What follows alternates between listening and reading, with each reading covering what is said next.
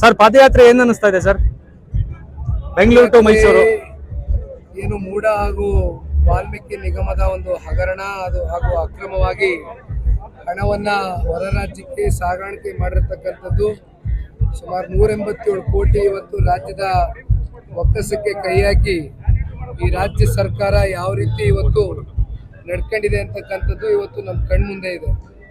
ಇವೆಲ್ಲರದ ವಿರುದ್ಧವಾಗಿ ಇವತ್ತು ಈ ಹೋರಾಟವನ್ನು ಏನು ಪ್ರಾರಂಭ ಮಾಡಿದ್ದೇವೆ. ನಿನ್ನೆಯ ದಿನ 16 ಕಿಲೋಮೀಟರ್ ನಮ್ಮ ಕೆಂಗೇರಿಯಿಂದ ಬಿಡದಿವರೆಗೂ ಇವತ್ತು ಬಿಡದಿಯಿಂದ ಕೆಂಗಲ್ವರೆಗೂ ಸುಮಾರು 22 ಕಿಲೋಮೀಟರ್ ಇವತ್ತು ಎಲ್ಲ ಎರಡೂ ಪಕ್ಷದ ಕಾರ್ಯಕರ್ತರುಗಳ ಜೊತೆಯಲ್ಲಿ ಇವತ್ತು ಹೆಜ್ಜೆಯನ್ನು ಹಾಕ್ತಾ ಇದ್ದೇವೆ.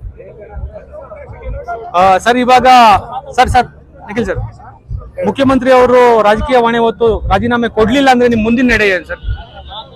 ನೋಡಿ, ಇವತ್ತೇನಾದ್ರೂ ಈ ರಾಷ್ಟ್ರೀಯ ನಾಯಕರಾಗಿರ್ತಕ್ಕಂಥ ರಾಹುಲ್ ಗಾಂಧಿ ಅವರಿಗೆ ಕಿಂಚಿತ್ತು ಹಿಂದುಳಿದಿರ್ತಕ್ಕಂಥ ಸಮುದಾಯಗಳ ಬಗ್ಗೆ ಏನಾದ್ರೂ ಬದ್ಧತೆ ಕಾಳಜಿ ಅನ್ನೋದಿದ್ರೆ ಅಹಿಂದ ಹೆಸರು ಹೇಳ್ಕೊಂಡು ಇವತ್ತು ಸಿದ್ದರಾಮಣ್ಣ ಅವರು ಇಷ್ಟು ವರ್ಷಗಳ ಕಾಲ ಏನು ರಾಜಕಾರಣವನ್ನ ಮಾಡಿದ್ದಾರೆ ಈ ರಾಜ್ಯದಲ್ಲಿ, ಮೊದಲು ನೈತಿಕ ಹೊಣೆಯನ್ನು ಹೊತ್ತು ಇವತ್ತು ಕಣ್ಣು ಮುಂದೆ ಅವರೇ ಹೇಳಿದ್ದಾರೆ. ಸ್ವತಃ 187 ಕೋಟಿ ಅಲ್ಲ 89 ಕೋಟಿ ಇವತ್ತು ಹಗರಣ ಆಗಿರ್ತದ್ದು ಸತ್ಯ ಅಂತಕ್ಕಂಥದನ್ನ ಅವರೇ ಸ್ವತಃ ಅವ್ರು ಹೇಳಿರ್ತಕ್ಕಂಥ ಹಿನ್ನೆಲೆಯಲ್ಲಿ ಇವತ್ತೇನು ನಿನ್ನೆ ದಿನ ಕೂಡ ಯಾದಗಿರಿಯಲ್ಲಿ ಇವತ್ತು ಪರಶುರಾಮ್ ಅಂತಕ್ಕಂಥ ಒಬ್ಬ PSI 20-25 ಲಕ್ಷ ರೂಪಾಯಿ ಇವತ್ತು ಟ್ರಾನ್ಸ್ಫರ್ ದಂಧೆಗೆ ಕೊಟ್ಟು ಕೊನೆಗೆ ಅವರ ದುಡ್ಡನ್ನ ಇಟ್ಕೊಂಡು ಟ್ರಾನ್ಸ್ಫರ್ ಅನ್ನು ಮಾಡಿದಿರಾ ಇವತ್ತು ಅವರು ಕೂಡ ಆತ್ಮಹತ್ಯೆಗೆ ಶರಣಾಗಿರ್ತಕ್ಕಂಥದ್ದು.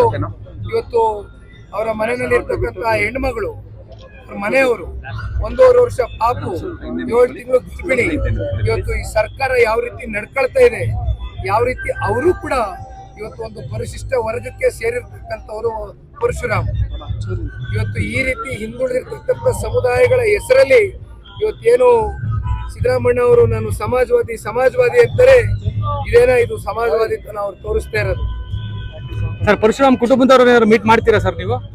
ಖಂಡಿತ ಇದು ಪಾದಯಾತ್ರೆಯ ಬಳಿಕ ಈಗಾಗಲೇ ಭಾರತೀಯ ಜನತಾ ಪಾರ್ಟಿಯ ವಿರೋಧ ಪಕ್ಷದವರು ಅಶೋಕ್ ಅವರು ಹೋಗಿದ್ದಾರೆ, ನಮ್ಮ ಕೆಲವೊಂದಷ್ಟು ನಾಯಕರುಗಳು ಅಲ್ಲಿ ಹೋಗಿದ್ದಾರೆ. ಜೊತೆಯಲ್ಲಿ ಆ ಭಾಗದ ಶಾಸಕರಾಗಿರ್ತಕ್ಕಂಥ ಶರಣ್ಗೌಡರು ಈ ವಿಚಾರವಾಗಿ ಏನು ಹೋರಾಟವನ್ನು ಮಾಡ್ತಾ ಇದ್ದಾರೆ, ಅವರ ಒಂದು ಕುಟುಂಬಕ್ಕೆ ನ್ಯಾಯ ಸಿಗೋವರೆಗೂ ಜನತಾದಳ ಪಕ್ಷ ನಮ್ಮ ಹೋರಾಟವನ್ನ ಆ ಕುಟುಂಬದ ಪರವಾಗಿ ಮಾಡ್ತೇವೆ ಅಂತಕ್ಕಂಥದ್ದು ಹೇಳ್ತೀವಿ. ಸರ್ ಕೊನೆಯದಾಗಿ ಕಾರ್ಯಕರ್ತರು ಬಿಸಿಲನ್ನು ಲೆಕ್ಕಿಸದೆ ನಿಮ್ ಹಿಂದೆ ನಿಂತಿದ್ದಾರೆ, ಕಾರ್ಯಕರ್ತರಿಗೆ ಏನ್ ಹೇಳಲಿಕ್ಕೆ ಇಷ್ಟಪಡ್ತೀರಾ ಸರ್?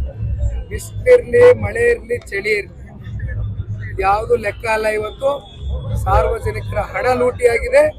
ಇದಕ್ಕೆ ಇವತ್ತು ನೈತಿಕ ಹೊಣೆಯನ್ನು ಹೊತ್ತು ಈ ರಾಜ್ಯದ ಮುಖ್ಯಮಂತ್ರಿಗಳು ರಾಜೀನಾಮೆ ಕೊಡೋವರೆಗೂ ಎರಡೂ ಪಕ್ಷದ ಕಾರ್ಯಕರ್ತರುಗಳು ಹೋರಾಟವನ್ನು ಮಾಡ್ತೇವೆ. ರಾಮಲಿಂಗಾರೆಡ್ಡಿ ಅವರು ಹೇಳ್ತಾರೆ